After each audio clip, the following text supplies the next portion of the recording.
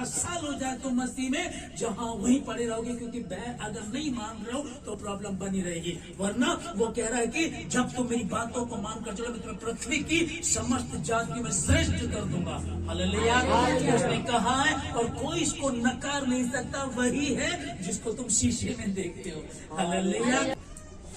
एक पुत्र यीशु मसीह जमीन पर भेजा, पाप से अनजान था, हमारे लिए पाप भी बना, क्रूस की सजा जो हमको मिली, घाट पर जो लटकाया जाता है वो श्रापित होता है, हमारा श्राप अपने ऊपर ले लिया। जिसने अपने निज पुत्र को भी नहीं रख छोड़ा, मतलब कि अपने पास नहीं रख छोड़ा, वो उसके साथ और सब कुछ उदारता से क्यों ना देगा, और उसके साथ उदार से क्यों ना देगा। यूसुफ को दिया उसने, परमेश्वर ने कहा कि मैं सेनाओं का यहोवा हूँ, यही मेरा नाम है, और जब मैं काम करना चाहूँ तो कौन मुझे रोक सकता है। किसकी औकात है किसी की औकात परमेश्वर को रोक सकता है यदि कोई, तो तुम खुद रोक सकते हो। दूसरा कोई भी दूसरा कोई नहीं रोक सकता, आप ही रोक सकते हो। हालेलुया। आप ही रोकोगे अपने आप को, क्योंकि शैतान सिर्फ तुमको भरमाएगा। शैतान ने फल को तोड़कर नहीं दिया था, वो वहां तक लेकर के जाएगा। कहने लगा क्या वाकई ही समझ रहे हो, क्या वाकई ही परमेश्वर ने कहा है।